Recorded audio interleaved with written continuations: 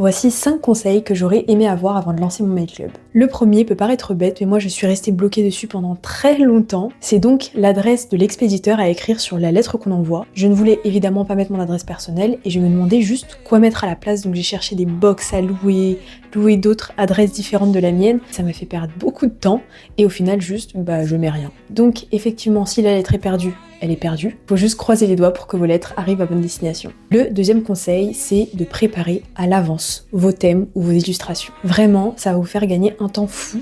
Et je ne sais pas pourquoi, à partir du moment où vous lancez votre mail club, le temps semble se raccourcir et passe à une vitesse folle. Moi j'ai essayé de le faire un petit peu, mais je pense que je l'ai pas fait assez. Et déjà comme ça, le peu que j'ai fait, heureusement que je l'ai fait. Donc tout ce que vous pouvez faire à l'avance, faites-le.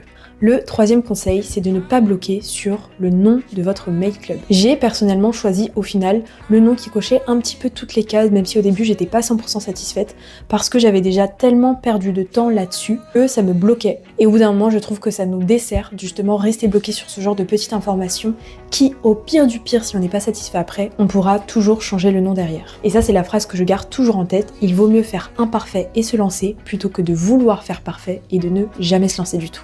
Le quatrième conseil, c'est de vous mettre à la place de la personne qui va recevoir le courrier. Demandez-vous si vous étiez à la place de ces gens-là, qu'est-ce que vous aimeriez voir dans ces courriers? Est-ce que vous aimeriez recevoir des stickers? Si oui, combien? Quel thème? Quel type d'illustration? Quel contenu? Lettre écrite sous quelle forme? Vraiment, posez-vous la question, quel serait le courrier idéal que vous, en tant que consommateur, vous seriez prêt à acheter et ce que vous aimeriez recevoir?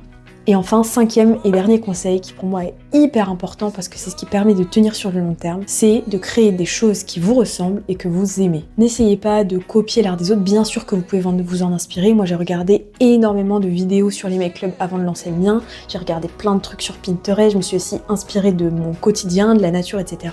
Mais on a envie à travers ce mail club de savoir ce que vous avez envie de partager, quelle est votre personnalité, quel est votre style, et en faisant des choses qui vous ressemblent et que vous aimez, c'est comme ça que vous allez pouvoir maintenir le rythme sur le long terme. Parce que je pense que faire quelque chose qui nous ressemble pas, qui nous plaît pas, qui ne vient pas forcément de nous, je pense que sur le long terme, c'est très difficile à tenir. Donc voilà pour ces 5 conseils, j'espère qu'ils vous auront aidé. Et si vous avez des questions, n'hésitez pas à me les laisser en commentaire. Bisous!